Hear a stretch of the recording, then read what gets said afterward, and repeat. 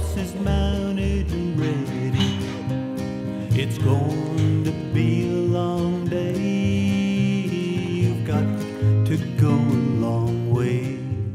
There are two major cowboy influences in the West, California and Texas. The Californios followed in the footsteps of the Spanish Vaqueros who lived in California. Texas traditions evolved from the Texas Vaqueros as well as from the stock keepers who migrated from South Carolina. This merger created the Texas Cowboy. The Californio Vaquero was very high in their status amongst their peers. These guys showed the pride, so with them came this stateliness. There's a saying out in California, it takes as long as it takes. While there's quite a bit of truth in that, there's times you don't have the luxury of having that much time. I think about something my daddy said all the time when I was growing up. He would tell me, he'd say, hurry every time you think about it and keep it on your mind.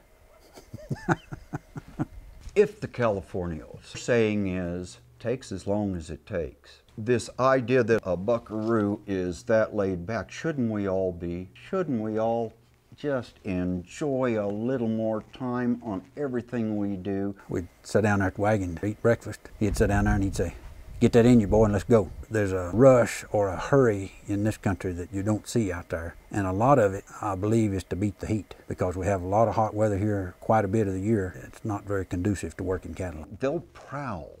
They do a lot of prowling. We call the big field. We don't ride in fields. Well, we do. It might be 1,000,000 acres in that field, but we call it the big field. Why? I don't know. What we call gentle cattle, a lot of folks might not call gentle. You couldn't walk out and pet one of them. And the cattle in this country, they might trot off or might run from you, but if you could get around them and get them held up and worked, we'd say they're gentle. The cattle out in Nevada, the buckaroos are out there all the time with them. But most of that, that country's big and open and quite a little easier to get to cattle than it was down here. They gather all those cattle in the fall and they, feed them all winter, so they're around people quite a bit. Where these cows run out year round and they might not see man once or twice a year. When you go to catch something in town, you intend to go get them. Guys dally, they're not really committed, I don't think. And I always tease them. I say, yeah, you dally guys, get out there and catch something, and if things come pretty tight, everything's not just right and looks like not going to work out real good, you just turn your little rope loose. I said, y'all ain't got no good stories to tell.